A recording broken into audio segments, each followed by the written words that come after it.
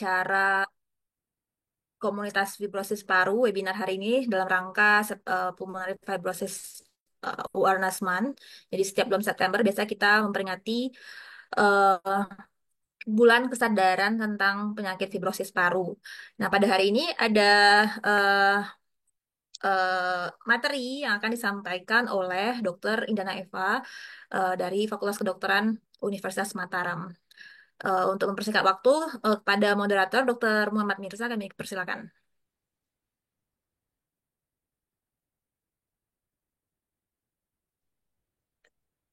Baik, Assalamualaikum warahmatullahi wabarakatuh. Terima kasih banyak, Dokter Gina. Eh, Assalamualaikum warahmatullahi wabarakatuh. Selamat pagi, salam sejahtera bagi kita semua. Salam kenal seluruh peserta webinar yang kami hormati. Perkenalkan saya Dokter Mirsa selaku moderator pada webinar pagi ini. Kami ucapkan selamat datang di acara webinar yang berjudul Terapi Antifibrotik pada Penyakit Fibrosis Paru yang diadakan dalam rangka memperingati Pulmonary Fibrosis Awareness Month yang jatuh pada setiap bulan September. Sebelumnya kami ucapkan terima kasih kepada Komunitas Fibrosis Paru Indonesia dan Departemen Pulmonologi dan Kedokteran Respirasi Fakultas Kedokteran Ilmu Kedokteran dan Ilmu Kesehatan Universitas Mataram yang telah bekerja sama untuk mengadakan webinar pada pagi ini. Sebelum kita masuk ke materi, izinkan saya memperkenalkan narasumber kita pada pagi hari ini. Selamat datang dan selamat bergabung Dr. Indana Eva Ajmala, spesialis paru konsultan. Beliau merupakan staf pengajar atau dosen di Prodi S1 Kedokteran Fakultas Ilmu Kedokteran Universitas Mataram dan juga Prodi Program Spesialis Pulmonologi dan Kedokteran Respirasi Fakultas Kedokteran dan Ilmu Kesehatan Universitas Mataram serta staf KSM Pulmonologi dan Kedokteran Respirasi di Rumah Sakit Umum Daerah Provinsi Nusa Tenggara Barat. Untuk mempersingkat waktu, eh, mohon izin waktu dan tempat kami silahkan kepada narasumber Dr. Indana Eva Asmala, spesialis paru konsultan.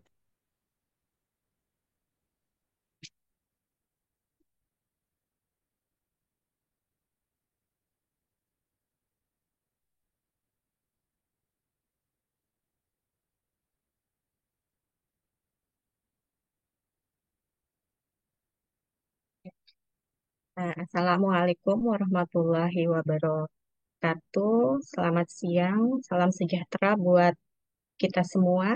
Suara saya terdengar, Dokter Mirsan ya? Izin dokter terdengar jelas dokter. Pertama-tama kami sampaikan terima kasih yang sebesar-besarnya untuk komunitas fibrosis paru yang telah bekerja sama dengan FKIK Unram yang pada hari ini mengadakan acara ini dalam rangka kita memperingati eh, Pulmonary Fibrosis Awareness Month yang jatuh pada setiap bulan September ya. Kami ucapkan juga terima kasih sebesar-besarnya kepada anggota komunitas yang bersedia hadir pada hari ini, juga kepada senior dan sejawat yang telah berkesempatan hadir serta semua peserta webinar pada hari ini. Untuk beberapa saat ke depan, kita akan sama-sama belajar membahas sedikit tentang fibrosis paru dan mengenai terapi anti-fibrotik. Ya.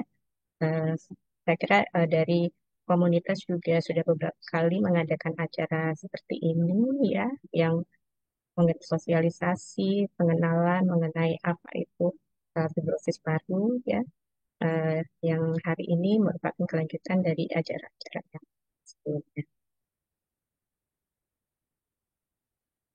Untuk yang pertama, sebenarnya apa sih arti dari fibrosis paru itu? Ya, sebenarnya kata fibrosis itu berarti jaringan parut, ya.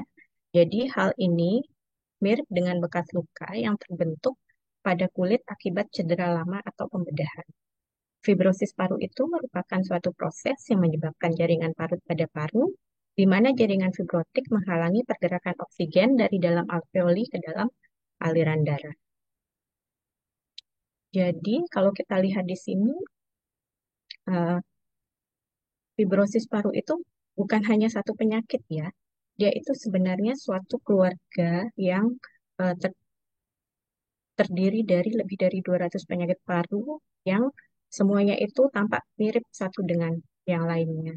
Jadi kalau kita dilihat di sini, fibrosis paru itu adalah bagian dari suatu penyakit yang namanya penyakit paru interstisial atau interstitial lung disease ya, yang sering kita kenal dengan ILD, yaitu suatu penyakit yang menyebabkan peradangan atau jaringan parut di paru atau kombinasi antara peradangan dan jaringan parut di paru.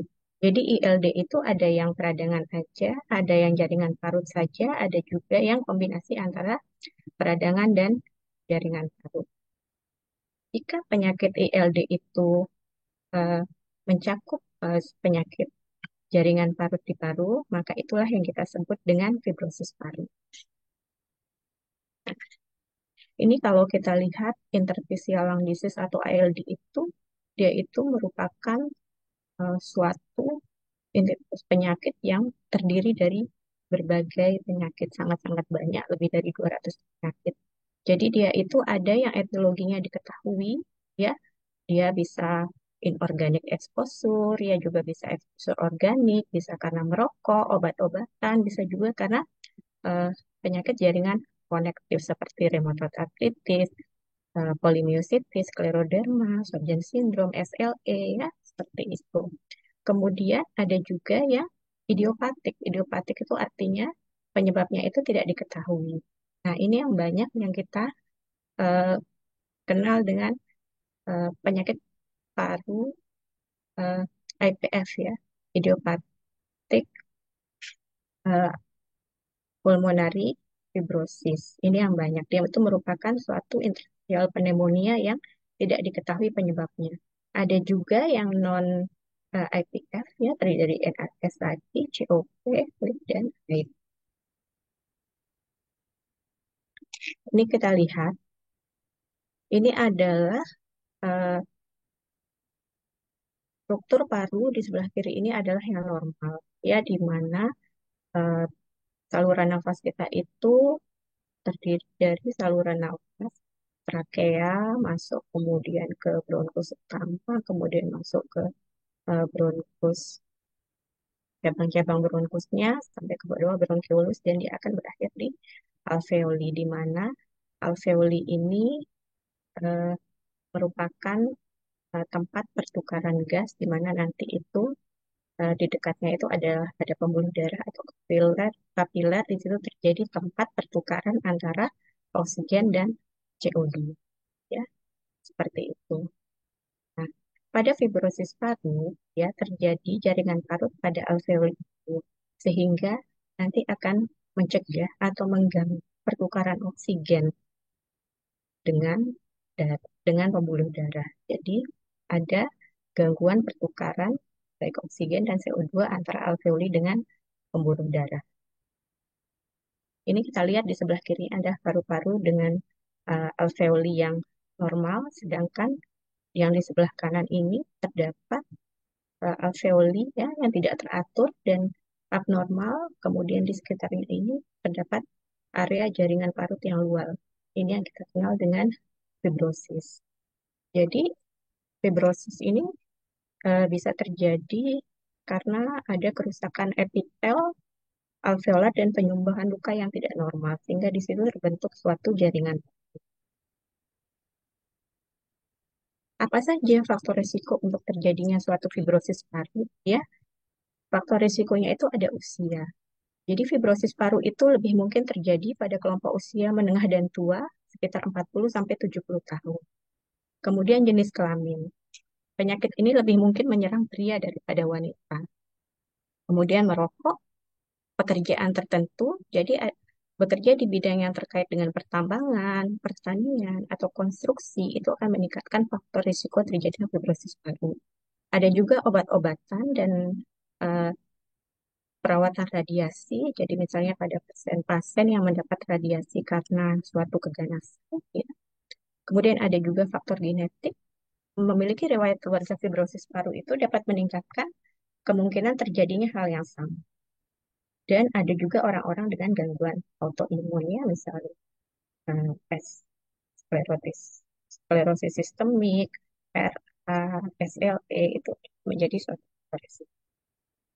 Nah, ini yang sudah disebutkan tadi, ini adalah etiologi dari fibrosis paru ya, jadi ada banyak sekali penyebabnya. Ada yang diinduksi obat ya, obat jantung itu seperti amiodaron, kemudian ada obat untuk mengatasi infeksi saluran kemih seperti nitrofurantoin, obat-obat kemoterapi, metotrexat, dan obat-obat lainnya. Itu dapat eh, menyebabkan terjadinya suatu fibrosis paru. Yang kedua itu ada radiasi, kemudian ada faktor pajanan dari lingkungan ya, bisa paparan jamur, hewan ya, seperti itu. Kemudian ada penyakit autoimun, ini juga disebut penyakit yang terkait jaringan ikat atau CTD ya, penyakit tisu disease. Kemudian ada juga yang disebabkan karena pekerjaan, ini biasanya kita sebut dengan pneumokoniosis, ada paparan debu, serat, asap, atau lainnya. Yang banyak juga itu ada asbes, batu bara, silika ya, jadi ini juga menyebabkan pulmonary fibrosis. Nah, ada juga yang penyebabnya itu tidak diketahui. Jadi inilah yang kita sebut dengan eh, fibrosis paru yang idiopatik. Bagaimana dokter mengenali dan mendiagnosis fibrosis paru? Jadi eh, dari gejala ya atau dari anamnesis itu fibrosis paru bisa memberikan beberapa gejala. Yang pertama itu adalah sesak nafas, di mana sesak nafasnya itu biasanya eh, pada saat beraktivitas ya semakin lama sesaknya itu bisa semakin progresif, kemudian batuk kering, kemudian cepat merasa lelah ya, bahkan setelah aktivitas yang ringan pasien juga merasa lelah. Kemudian ada juga clubbing fingers ya. Ini menampakkan bahwa terjadi hipoksia atau kekurangan oksigen dalam jangka waktu yang lama. Pada saat pemeriksaan fisik ya, itu yang khas adalah pada saat kita melakukan auskultasi toraks ya, di mana abnormalitas yang ditemukan itu kita dapatkan suara ronki basah halus ya, bibasiler ya, yang terdapat di akhir inspirasi atau yang kita sebut dengan velcro, jadi left inspiratory crackles ya. Ini adalah khas pada fibrosis paru. Semakin berat progresi penyakit, ronki basah tadi itu yang awalnya di basal dapat meluas hingga ke zona paru bagian atas ya. Kemudian kalau kita ukur saturasi oksigen arterial pada saat istirahat itu dia bisa saja normal, tetapi nanti pada saat pasien beraktivitas itu bisa terjadi desaturasi atau penurunan dari saturasi oksigen. Kemudian, pemeriksaan apa yang harus dilakukan apabila kita mencurigai seorang menderita fibrosis paru? Ya, eh, fototoraks, ya itu sensitivitasnya itu sangat sedikit dan eh, kadang kita tidak bisa melihat suatu kelainan eh, yang berupa fibrosis paru. Ya, jadi gold standar pencitraan utama dalam diagnosis fibrosis paru itu adalah high resolution computed tomography atau HRCT. Ya, jadi high resolution CT scan ini dia mengidentifikasi pola radiologis dan juga bisa mengidentifikasi tingkat keparahan penyakit. Juga kita bisa pakai sebagai evaluasi prognosis dan penentuan stadium dari penyakit itu. Ada berbagai gambaran dari high resolution CT scan ini yang menampakkan bahwa terdapat uh, fibrosis paru.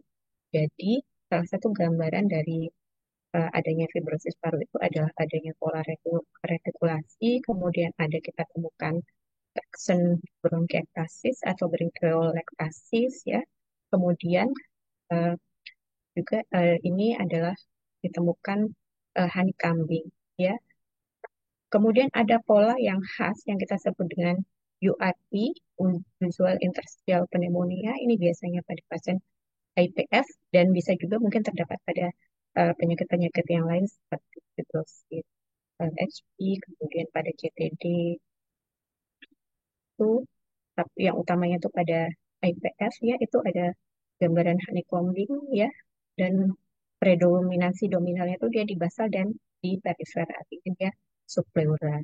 Ini adalah salah satu contoh dari kelainan yang ada pada high resolution CT scan. Jadi pola HRCT pada fibrosis paru ini sangat banyak ya, tapi pattern yang pertama itu yang usual itu adalah yang UX, yaitu tadi ada uh, honeycombing yang disertai dengan retikulasi, traction bronchiectasis atau bronchiolectasis yang terdapat di basal dan subpleural atau PF. Kemudian apakah kita membutuhkan pemeriksaan darah ya? Seperti kita tahu apabila kita tadi eh, menemukan seorang dengan fibrosis paru, maka kita harus mencari juga penyebabnya ya, sehingga kita juga perlu menyingkirkan eh, apa tadi kelainan autoimun ya, jadi sehingga diperlukan pemeriksaan serologi rutin terutama untuk mengeksklusi konektif tisu disease ya. Pemeriksaan serologi ini yaitu protein C reaktif, laju endam darah, antibodi antinuklear, faktor rematoid, panel myositis, dan antisiklik citrullinate reaktif. Tapi tentu saja semuanya kita lakukan, kita juga sesuaikan dengan klinis dari dan ya, sehingga kita bisa memilih panel mana yang sesuai yang akan kita periksa. Kemudian penilaian fungsi paru ini selain tadi High-resolution pulsing CT scan, kita juga eh, melakukan penilaian fungsi paru pada pasien. Jadi ada beberapa pemeriksaan yang digunakan untuk menilai fungsi paru yang mungkin yang banyak terdapat dan luas untuk digunakan itu adalah spirometri. Ya. Spirometri itu digunakan untuk mengukur sebanyak apa udara yang bisa dihirup, ditahan, dan dikeluarkan oleh pasien dari paru. Dan juga oximetri ya digunakan untuk mengukur kadar saturasi oksigen di dalam darah. Kemudian ada pemeriksaan analisa gas darah ya, kemudian ada pemeriksaan eh, DLCO. DLCO ini adalah diffusing capacity of the lung for karbon monoksida ya. Dia ini untuk mengukur kapasitas difusi dari pasien. Kemudian ada juga pemeriksaan 6-minute walking test ya. Pemeriksaan ini dapat dilakukan untuk mengevaluasi kapasitas latihan dan pertimbangan kebutuhan oksigen. Kemudian ada lagi sebenarnya pemeriksaan biopsi paru. Tetapi biopsi paru ini tidak disarankan untuk semua pasien. Jadi kalau misalnya ada pasien dengan pulmonary fibrosis dengan gambaran uh, high resolution CT yang khas yaitu dengan gambaran UIP, maka itu kita sudah apa namanya eh, tidak memerlukan lagi pemeriksaan biopsi paru. Nah, pemeriksaan ini biasanya disarankan pada pasien-pasien ILD yang dicurigai IPF ya atau fibrosis paru idiopatik ya.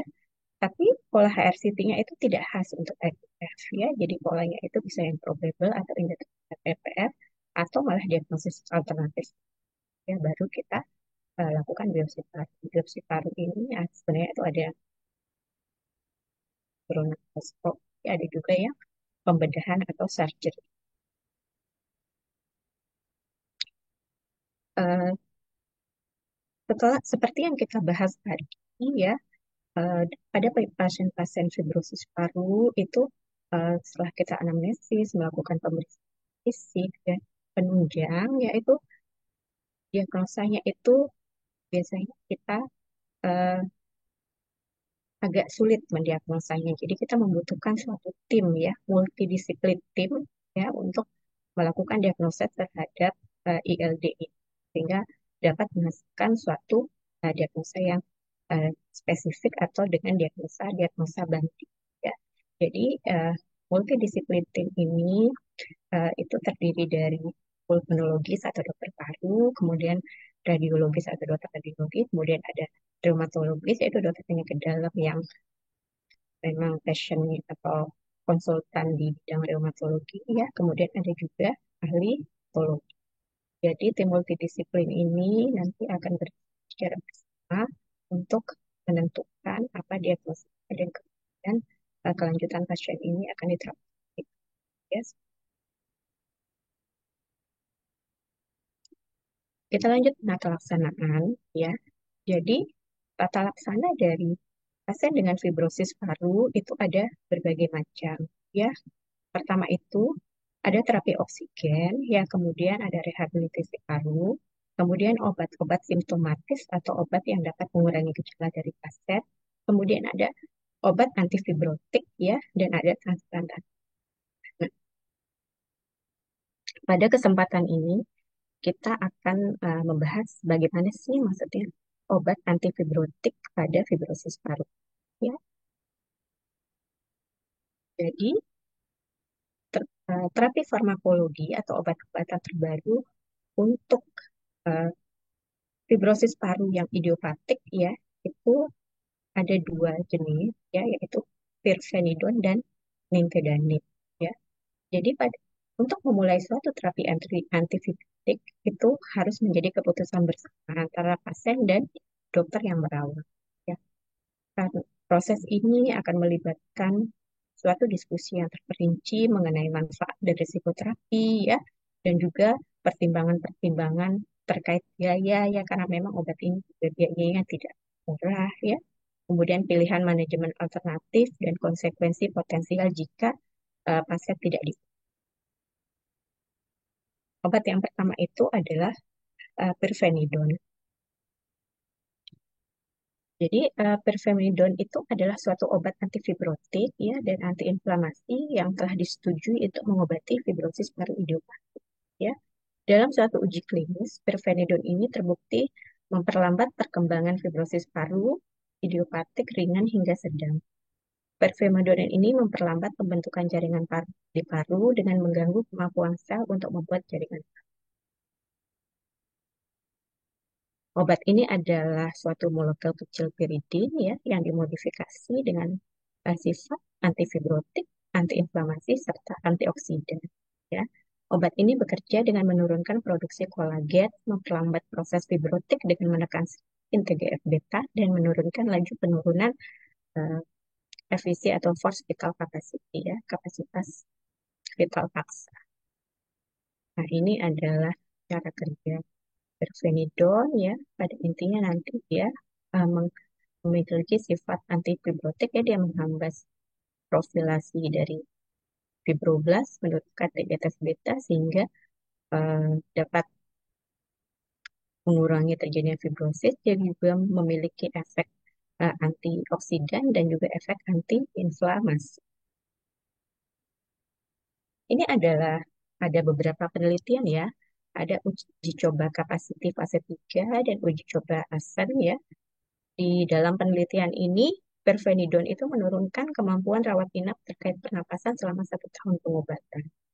Ada juga sebuah studi retrospektif ya terhadap 34 pasien IPF di Swiss Utara. Pirfenidone ini memberikan manfaat yang lebih besar bagi pasien yang mengalami penurunan FVC lebih cepat sebelum pemberian obat ya. Jadi memang manfaatnya ini bisa terlihat. Jadi obat ini dapat ditoleransi dengan baik oleh tubuh, efek sampingnya juga ringan ya, yaitu berupa ruam, kemerahan pada kulit, kemudian juga terjadi penurunan berat badan, mual, dan rasa pegal. Ada juga dilaporkan kasus gangguan pada fungsi hati, yaitu berupa peningkatan AST, ALT, serta bilirubin, sehingga jika diberikan obat ini, pengawasan fungsi hati secara rutin diperlukan dalam.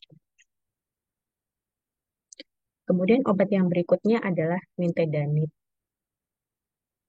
Kalau nintedanib ini dia diindikasikan untuk pengobatan pasien dengan fibrosis paru idiopatik ya atau IPF, juga digunakan untuk memperlambat laju penurunan fungsi paru pada pasien dengan ILD yang terkait dengan sklerosis sistemik ya, juga untuk pengobatan penyakit paru interstitial fibrosing kronik lainnya dengan fenotip progresif atau progresif fibrosing ILD. Jadi ada jenis-jenis dari ILD yang fenotipnya itu progresif yang kita sebut dengan progresif fibrosing ILD ya. Jadi mungkin yang minggu lalu sudah ada dari komunitas juga mengadakan suatu webinarnya tentang progresif rehabilitatif ILD. Jadi, pada pasien-pasien ILD yang mengalami perburukan dalam gejala, perburukan dari fungsi paru, serta perburukan dari high resolution CT scan. Nah, ini adalah mekanisme kerja nintedanib ya dalam menghambat fibrosis paru. Ya, jadi nintedanib itu berikatan dengan kantong ATP ya, yaitu eh, bekerja menghambat proliferasi, migrasi, dan transformasi fibroblas menjadi miofibroblas sehingga dapat eh, mengurangi terbentuknya jaringan fibrosis. Nah, ini adalah penelitian-penelitian yang terkait dengan nintedanib ya. Penelitian Tomorrow itu pemberian terapi 150 mg nintedanib 2 kali sehari selama 52 minggu pada pasien IPF ya. Didapatkan pengurangan pengurangan penurunan FVC dan pengurangan eksaserbasi serta perbaikan kualitas hidup pada pasien. Ada juga dua penelitian yaitu Infosys One and Infosys Two ya yang menginvestigasi efikasi dan keamanan dari nintedanib pada pasien dengan fibrosis pulmoner idiopathic. Di sini ada total 1.066 pasien ya dari 24 negara. Mereka mendapat nintedanib 100 mg 2 kali sehari selama 52 minggu ya, diikuti dengan 4 minggu periode lain. Mana nintedanib ini secara konsisten memperlambat progresi penyakit dengan mengurangi tingkat penurunan infeksi dibandingkan dengan placebo. Di sini kita lihat bahwa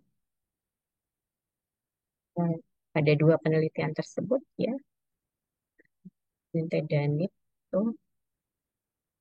dibanding dengan placebo ya, yaitu penurunan efisi, mengurangi penurunan efisi. Efikasi nintedanib diteliti pada studi jangka panjang yaitu Infosys On ya. Semua pasien pada studi yang tadi pertama itu mendapatkan nintedanib pada studi Infosys On. Jadi tadi baik yang nintedanib on maupun placebo semua diberikan nintedanib ya. Kemudian perubahan efisinya itu dipantau selama 192 minggu. Nah, hasilnya itu menunjukkan bahwa efikasi nintedanib itu dalam memperlambat progresi IPF itu bertahan lebih dari 4 tahun dengan profil keamanan yang manageable. Efek samping nintedanib yang tersering adalah mual dan diare yang dapat diatasi dengan pemberian terapi simptomatik. Hepatotoksitas jarang terjadi, namun nintedanib juga eh, tidak disarankan pada pasien dengan gangguan liver yang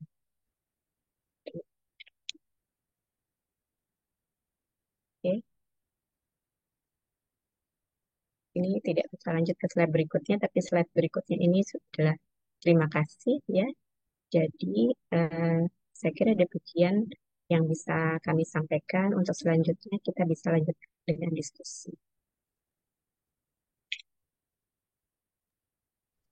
Baik, terima kasih banyak Dr. Indana Eva Ajmala, spesialis paru konsultan, atas materinya yang telah disampaikan pada pagi hari ini. Alhamdulillah banyak sekali sharing ilmu yang kita dapatkan pada pagi hari ini. Semoga memberikan manfaat yang luar biasa bagi kita semua. Mungkin sebelum masuk ke sesi pertanyaan, Dok, mohon izin saya sedikit merangkum apa yang telah disampaikan tadi oleh Dr. Indana Eva Ajmala pada pagi hari ini.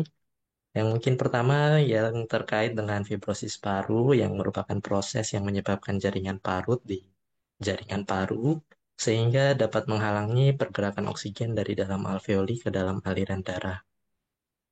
Penyakit ini sendiri eh, dipengaruhi oleh beberapa faktor resiko yaitu terkait usia, jenis kelamin, di mana lebih mungkin menyerang pria daripada wanita, kemudian merokok, pekerjaan tertentu, obat-obatan dan perawatan radiasi, faktor genetik, serta orang dengan gangguan autoimun.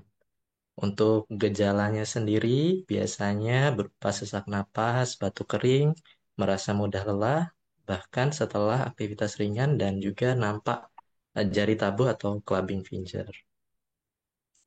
Kemudian terkait pemeriksaannya, ada banyak modalitas yang mungkin bisa dilakukan, tapi yang utama adalah pemeriksaan HRCT atau High Resolution Computed Tomography, yang kemudian nantinya akan dilanjutkan dengan MDT dari berbagai prodi, termasuk pulmonologi, reumatologis, patologis, dan radiologi. Kemudian untuk terapi antifibrotiknya sendiri saat ini sudah tersedia dua regimen obat yaitu Parfenidon dan Nintedanib. Mungkin sekian rangkuman singkat yang bisa saya sampaikan pada materi pagi hari ini.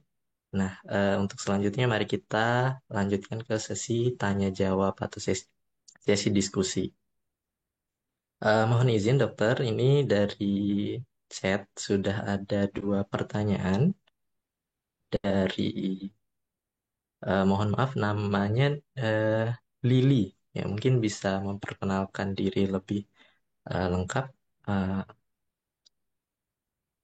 Eh, untuk pertanyaannya, dokter, apakah perlu syarat seperti biopsi paru untuk bisa mendapatkan antifibrotik paru, dok? Mungkin itu pertanyaan yang pertama, dok. Kemudian untuk yang pertanyaan kedua, apakah pasien pasca COVID dan pasca TB yang memiliki gambaran fibrosis paru boleh diberikan antifibrotik? Mungkin itu sementara ini dua pertanyaan dulu. Waktu dan tempat, kami silakan kepada Dr. Indana Eva Ajmala, spesialis paru konsultan untuk menjawab. Terima kasih. Terima kasih atas pertanyaannya. Eh, kita jawab yang pertama dulu. Tadi yang pertama, pertanyaannya apakah ada syarat biopsi paru untuk diberikan antifibrotik? Jadi, seperti yang sudah tadi diungkapkan, tidak semua pasien itu rutin dilakukan biopsi paru. Ya, jadi penegakan diagnosis itu yang utama pertama itu adalah high resolution CT scan, ya. Kemudian apabila pada high resolution CT scan-nya itu eh, didapatkan suatu pattern eh, yang UIP, ya, usual interstitial pneumonia, ya, kemudian itu eh, setelah kita singkirkan diagnosa-diagnosa penyebab yang lain, ya, misalnya nggak ada penyebab yang lain, maka itu bisa ditegakkan diagnosa IPF atau fibrosis paru idiopatik, ya. Jadi untuk pasien fibrosis paru idiopatik, ya, eh, jika diagnosanya sudah ditegakkan, maka tidak perlu lagi. Jika sudah tegak dari uh, high resolution CT scan, maka dengan pola UIP, maka kita tidak perlu lagi melakukan biopsi paru. Ya, biopsi paru ini hanya kita perlukan pada pasien yang kita curigai IPF, tetapi pola gambaran dari high resolution CT scan-nya itu bisa gambaran probable atau indeterminate atau mengarah ke diagnosa alternatif seperti itu. Jadi untuk pasien dengan IPF, ya, sudah tegak diagnosanya tanpa biopsi, kita sudah bisa memberikan terapi antifibrotik karena pada pasien IPF ini memang dia itu eh, akan sifatnya itu progresif, ya, hampir 100% pasien IPF itu sifatnya itu progresif sehingga kita memerlukan terapi antibiotik. Kemudian untuk yang kedua, apakah fibrosis pada pasien yang pernah mengalami TB paru atau COVID-19 bisa diberikan antifibrotik seperti itu? Nah, memang pada pasien dengan eh, bekas TB atau pasca COVID-19 juga bisa mengalami fibrosis. Tapi fibrosisnya itu sifatnya menetap, tidak progresif, ya. Yang kita sebut dengan eh, apa namanya penyakit fibrosis paru itu adalah proses fibrosis yang terjadi itu dia semakin hari itu akan eh, terus berlangsung dan akan semakin bertambah, ya, sehingga dia itu memiliki perbedaan dengan fibrosis paru akibat TB dan akibat COVID yang memang eh, tidak mengalami progresivitas. Jadi Kalau udah terjadi fibrosis ya sudah sampai situ saja dan dia tidak akan bertambah biasanya. Kalau yang fibrosis paru ini dia itu akan terjadi fibrosis yang terus menerus ya yang apa namanya terutama yang IPF ini ya, yang sangat progresif sehingga memerlukan terapi antifibrotik. Jadi untuk pasien pasca COVID dan pasca TB itu tidak memerlukan terapi antifibrotik.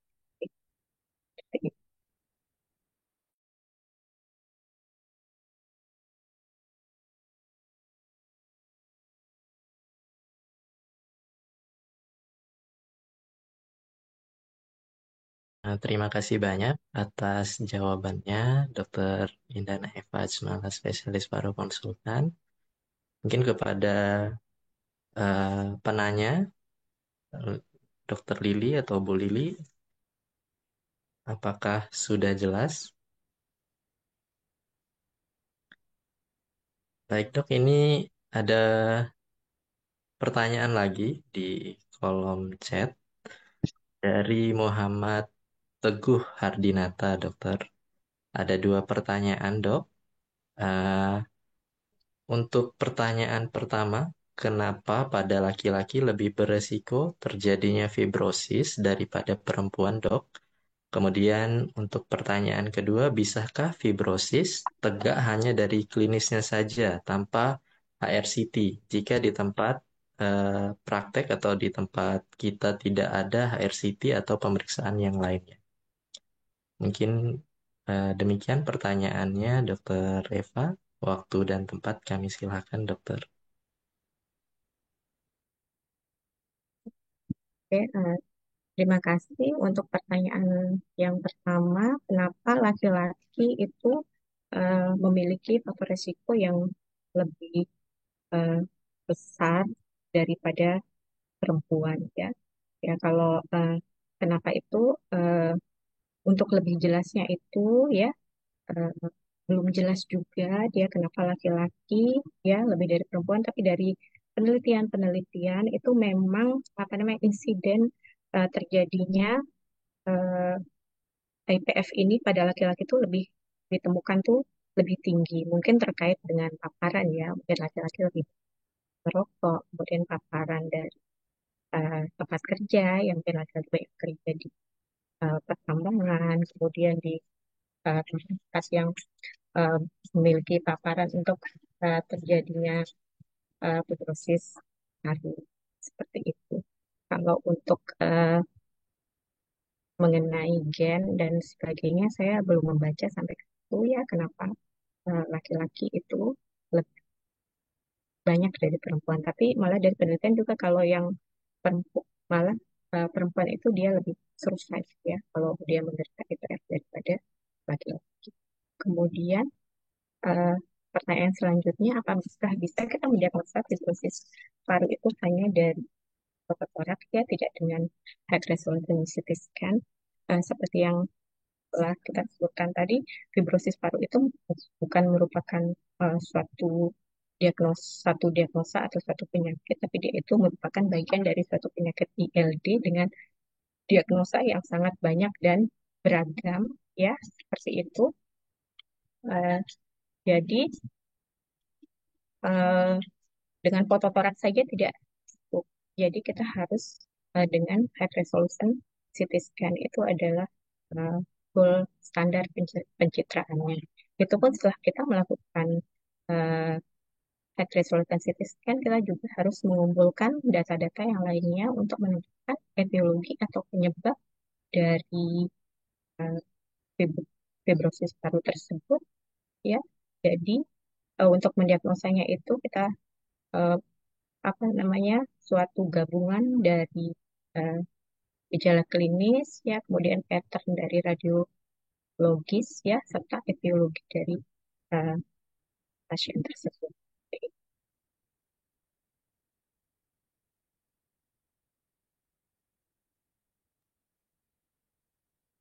Baik, terima kasih banyak, Dokter Eva, atas jawabannya. Saya rasa tadi ada beberapa poin penting, Dok, terkait pertanyaan Yang pertama, mungkin karena memang faktor resiko kenapa pria lebih banyak terkena ya karena memang paparannya yang lebih sering pada pria. Kemudian yang kedua, bisakah fibrosis tegak hanya dari klinis? Nah, mungkin tadi sudah terjawab juga bahwa memang gold standarnya adalah penggunaan high resolution computed tomography atau HRCT. Eh, Mohon izin bagi penanya, apakah sudah cukup jelas jawaban dari Dr. Indah Eva?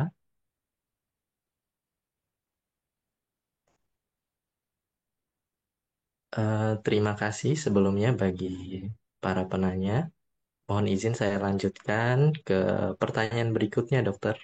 Nah, ini ada dari Dokter Winda. Pertanyaan dari Dokter Winda, izin bertanya, Dok. Berapa besar insidensi terjadinya fibrosis paru pasca COVID dan klinis seperti apa yang perlu dicurigai sebelum dilakukan pemeriksaan lebih lanjut untuk menegakkan fibrosis paru? Mungkin demikian, dokter, pertanyaannya. Waktu dan tempat kami silahkan, dokter Eva. Terima kasih atas pertanyaannya ya. Yang pertama itu adalah prevalensi fibrosis pada pasca COVID ya. Seperti itu. Ya mungkin dari berbagai penelitian angkanya itu sangat-sangat bervariasi ya. Eh, tapi ada suatu penelitian mengatakan bahwa pada pasien yang berusia 60 hingga 75 tahun itu fibrosis pasca COVID itu bisa sangat tinggi, bisa sampai sekitar 40% ya.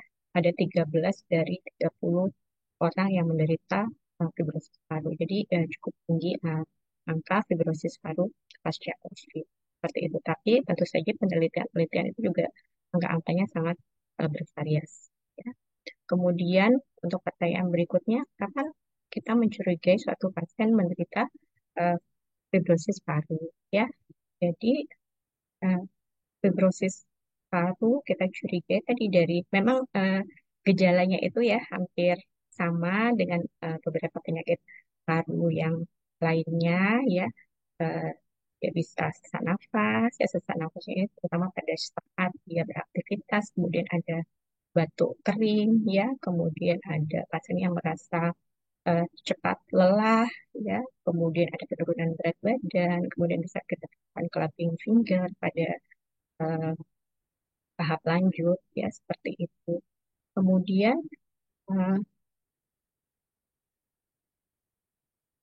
pada pemeriksaan fisik kita bisa tadi temukan lab inspiratory crackle ya, yaitu apa namanya eh, bronki pada akhir inspirasi basilar ya.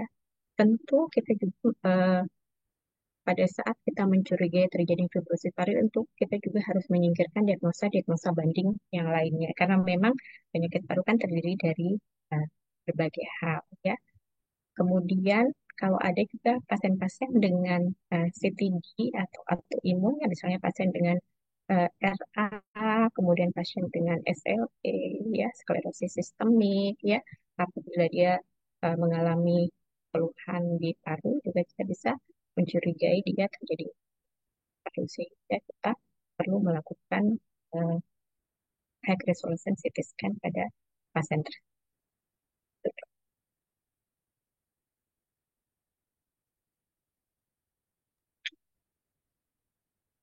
Baik, terima kasih banyak, dokter Eva. Untuk penanya, dokter Winda, apakah sudah cukup jelas jawaban dari dokter Indah Eva Asmala terkait pertanyaan, yaitu tadi insidensi pada pasca COVID, terjadinya fibrosis paru pada pasien pasca COVID, kemudian hal-hal yang perlu dicurigai secara klinis untuk mengarah ke penyakit fibrosis paru. Baik, terima kasih banyak Dokter Winda atas pertanyaannya.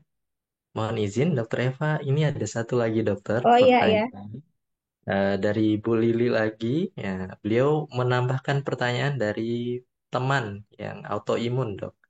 Apakah pasien autoimun yang disertai dengan ILD kapan boleh diberikan antifibrotik? Mungkin demikian dok pertanyaannya. Waktu dan tempat kami silahkan. Jadi, pada pasien dengan autoimun, kapan kita bisa berikan antivirotik ya? Tadi yang seperti ada di slide, kalau untuk yang nintedanib itu ya, dia bisa kita berikan pada pasien IPF yang pertama, kemudian kita bisa berikan pada pasien yang sudah terdiagnosa dengan eh, ILD yang terkait dengan systemic sclerosis. Ya, jadi kalau autoimunnya systemic sclerosis, ya kita bisa berikan dia antifibrotik.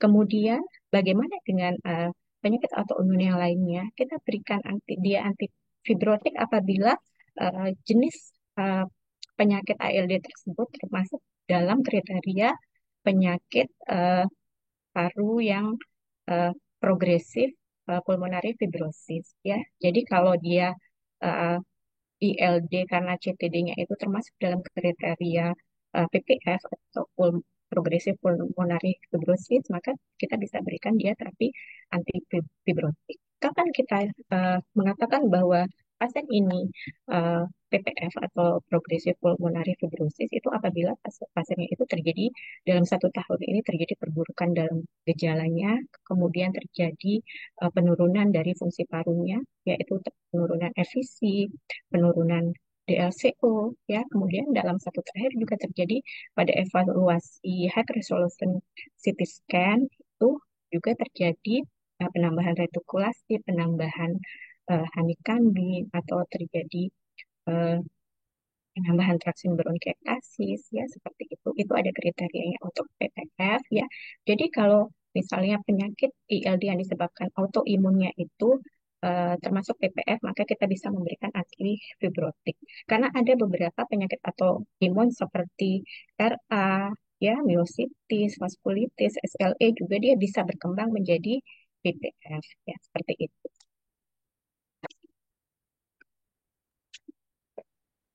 Baik, terima kasih banyak Dokter Eva. Ya mungkin tadi eh, jawabannya bisa diberikan antifibrotik ya, pada pasien dengan autoimun, namun ada beberapa yang perlu diperhatikan, termasuk tadi bahwa bahwa penyakit autoimun yang mungkin boleh diberikan salah satunya sistemik sklerosis dengan regimen nintedanib, kemudian harus termasuk dalam bagian ILD yang PPF atau progresif pulmonary fibrotik. Mungkin demikian tadi jawaban dari Dokter Eva. Insya Allah sudah cukup jelas nih, Bu Lili. Bagaimana, Bu Lili selaku penanya, apakah sudah cukup jelas?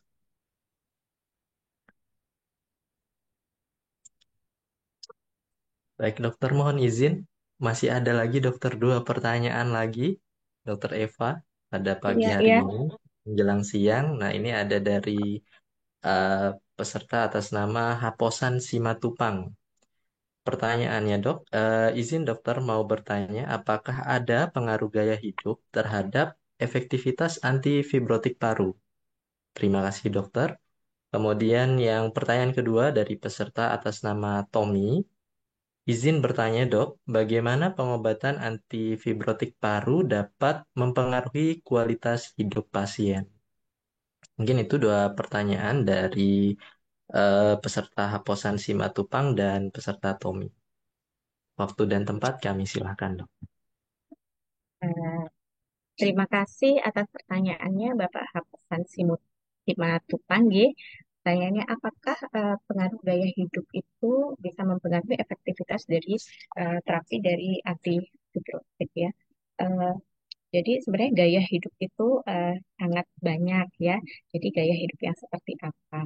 Jadi sebenarnya ada beberapa penelitian-penelitian yang apa namanya mengenai obat-obat antifibrotik baik terferidin maupun nintedanib eh, tersebut ya.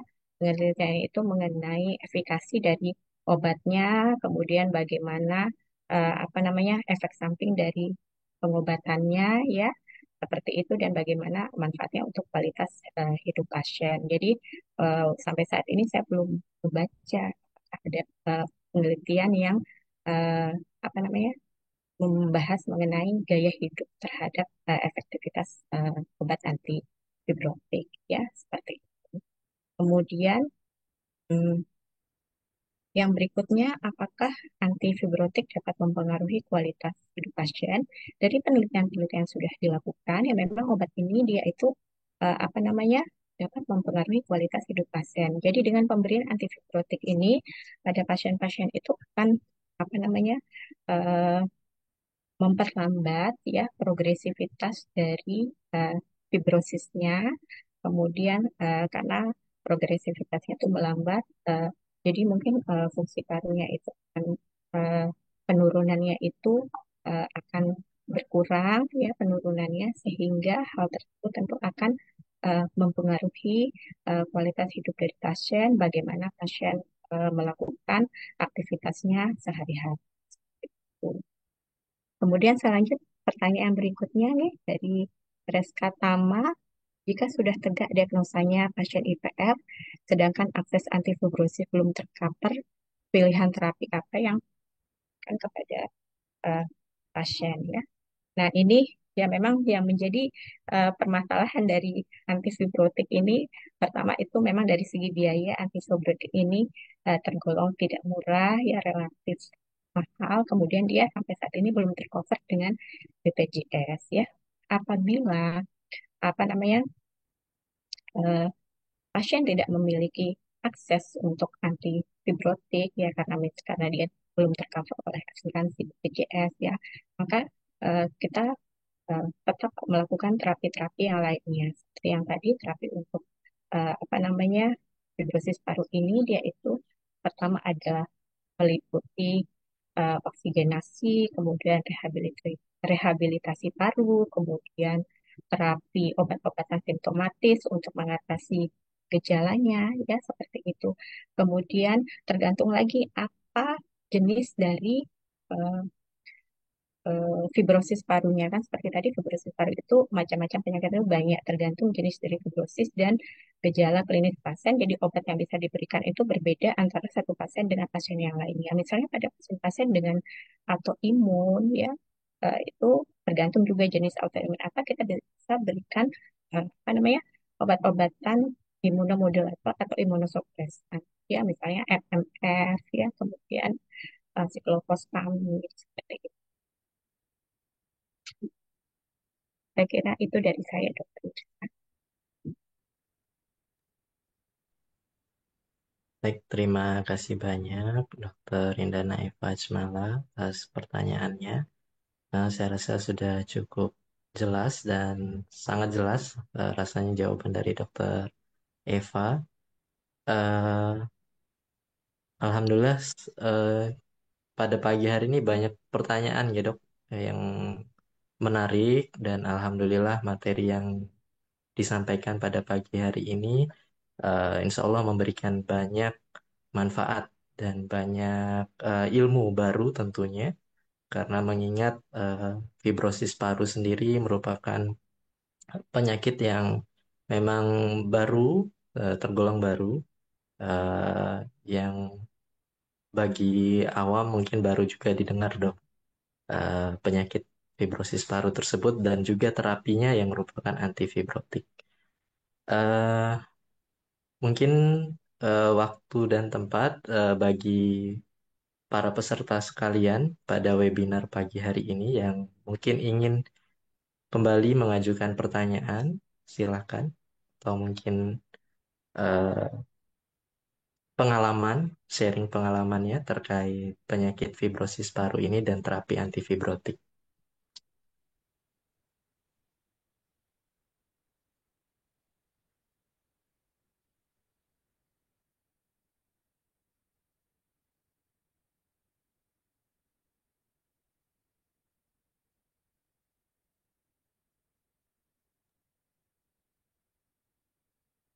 Ya, baik. Untuk selanjutnya, mungkin eh, sudah cukup banyak pertanyaan tadi yang diajukan dari para peserta dan sudah dijawab Alhamdulillah dengan sangat baik oleh Dr. Indana Eva Atsmala serta cukup jelas. Eh, untuk selanjutnya mungkin sebelum mengakhiri acara webinar pada pagi hari ini. Mohon izin bagi dokter dan seluruh peserta, jika berkenan, mohon eh, bisa on cam, eh, dokter dan Bapak Ibu sekalian. Mungkin berkenan untuk on cam sebentar, supaya sama-sama kita melakukan sesi foto bersama, foto online bersama tepatnya.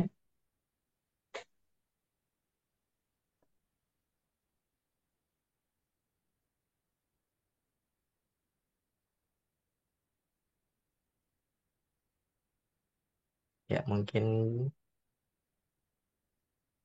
eh, baik, Bapak Ibu sekalian, para dokter sekalian, mohon izin nanti pada hitungan ketiga kami akan mengambil gambar secara online. Saya mulai menghitung satu, dua, tiga.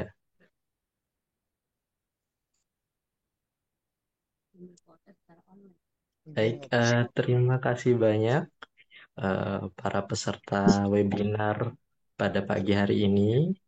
Terima kasih banyak dokter-dokter sekalian, terutama kepada narasumber kita pada pagi hari ini, Dr. Indana Eva Ajmala, spesialis paru konsultan. Tidak lupa kami ucapkan terima kasih yang sebesar-besarnya kepada Komunitas Fibrosis Paru Indonesia serta Departemen Pulmonologi dan Kedokteran Respirasi Fakultas Kedokteran dan Ilmu Kesehatan Universitas Mataram yang telah bekerja sama untuk menyukseskan acara webinar kita pada pagi hari ini. Baik, insya Allah pada kesempatan pagi hari ini sudah banyak yang kita dapatkan, terutama ilmu.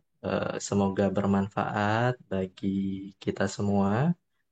Eh, Mungkin ada tambahan dari Dr. Indana Eva Ajmala mungkin atau Dr.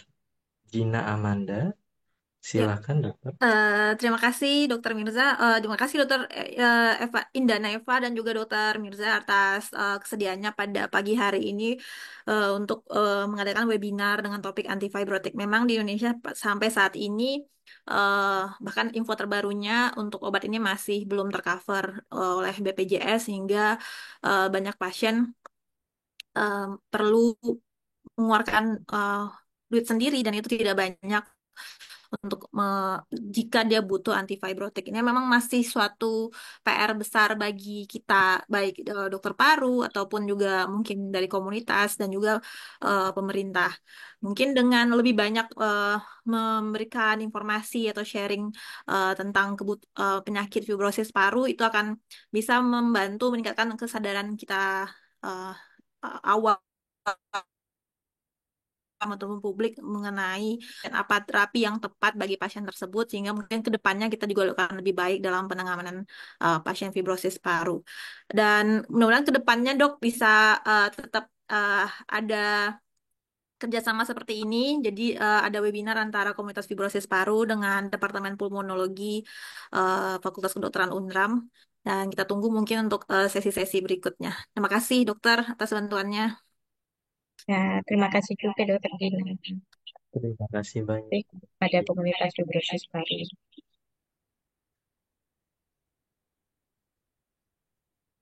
Baik, peserta webinar sekalian pada pagi hari ini, Alhamdulillah semua sesi acara telah kita lewati bersama. Insya Allah banyak informasi, banyak ilmu yang sudah kita dapatkan pada pagi hari ini, yang insya Allah juga akan sangat bermanfaat. Terima kasih banyak atas waktu dan kesempatannya bagi narasumber dan seluruh peserta webinar sekalian. Saya selaku moderator mewakili seluruh eh, acara mengucapkan terima kasih banyak dan mohon maaf apabila ada kesalahan selama webinar berlangsung. Wabillahi taufik wal hidayah. Wassalamualaikum warahmatullahi wabarakatuh.